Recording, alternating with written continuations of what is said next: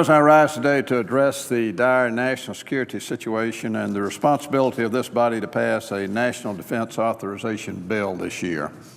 Congress has passed this legislation for each of the last 51 years, always with broad bipartisan support. This year should be no different. Our servicemen and women are deployed around the globe in defense of our nation. To put them in harm's way to further the American principles of freedom and democracy. Yet we have failed to provide these men, women, and our senior military leaders the fiscal certainty and legal authorities they need to complete their vital missions.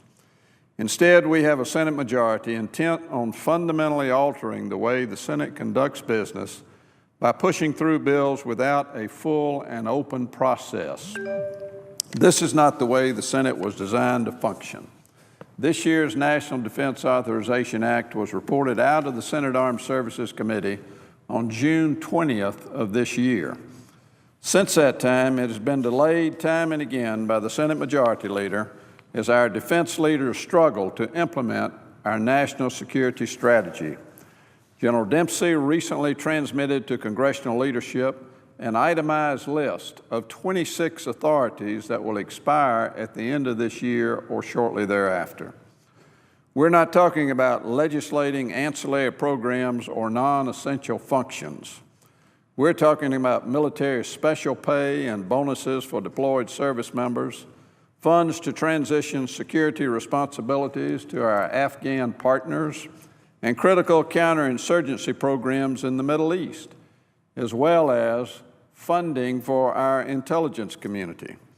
While I support the underlying bill, I am deeply disappointed with the process that got us to this point, and thus why I did not vote to invoke cloture.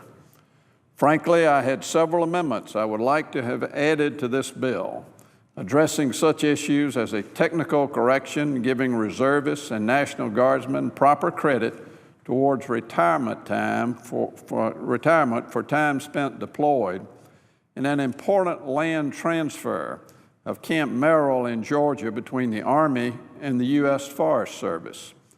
I've seen many changes during my years in the Senate, but among those is a disturbing trend regarding the NDAA. We seem to be operating on the premise of fewer, faster, and later. By fewer, I mean fewer amendments. All senators deserve the opportunity to amend this important piece of legislation. The 20-year average is 140 amendments per year. Last year, we were only able to pass 106 amendments. This year, we debated one. As we have seen time and time again, the majority uses the amendment tree to shut down debate and move the bill quicker through the Senate. My colleagues and I have filed over 500 amendments to this year's NDAA. Through hard work, bipartisan support, the two Armed Services Committee staffs have strived to accommodate the concerns of the Senate. But even so, there are pressing issues that require full and deliberative debate in the Senate. These include military sexual assault, counterterrorism and detention policy, and sanctions against those regimes that would do America harm, including Iran. By faster, I mean the bill spends less time on the Senate floor. The 20-year average is over 9 days, with a maximum of 19 days for the fiscal year 2008 bill. The 1 day we spent on this bill in November is insufficient time to debate the critical security issues confronting our nation. The Senate majority has gone to great lengths to keep the bill off the floor. When they can no longer avoid it, they have compressed the timeline for consideration or recommitted it to the Armed Services Committee. This is unprecedented and it is totally unacceptable. By later, I mean a lack of urgency to take up the bill after committee action. Looking back over the last 40 years, the Senate has gone from passing the NDAA consistently before August to later and later in the year. Last year it was December. This year we are running up against the end of the year. I'm deeply disappointed at the recent turn of events in the Senate. Under the guise of streamlining the legislative process, the Senate majority has effectively blocked critical legislative priorities such as the National Defense Authorization Act. I urge my Senate colleagues from both sides of the aisle to work together to discharge the fundamental duties our constituents, service members, and veterans demand of us. We should dispose of the fewer, faster, and later mentality and return Congress to regular order. Mr. President, leadership matters.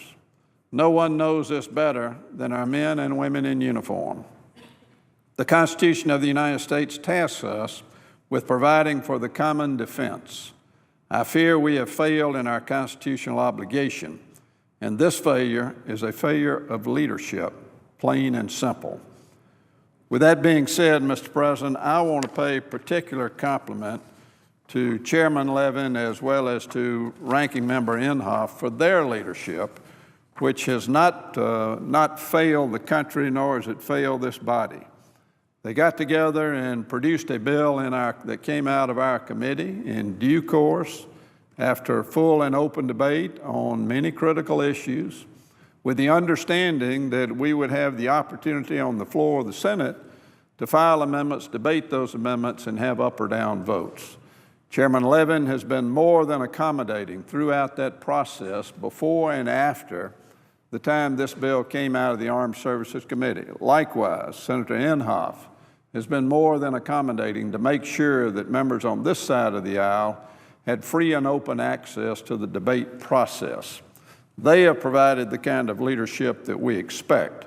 Unfortunately, the majority leader has made a decision to cram this down the throats of the Senate, and that simply from a national security standpoint is not the way this body is designed to work or should work. Mr. President, I'll support the passage of this bill because I think the end product, amazingly enough, has turned out to be a pretty good product. Could it have been better? You bet. Could the process have been better? Without question. I just wish we had had the opportunity to debate the serious issues that are on the minds of a number of members of the Senate when it comes to national security, and that we had had the opportunity to present amendments that would have made this strong bill even stronger, and to provide our men and women in uniform and the leadership at the Pentagon with the tools they need to ensure that we remain the world's strongest military power, and that we're able not only to defend America and Americans, but to provide for freedom and democracy around the world. Mr. President, I would yield the floor and suggest the absence of a quorum.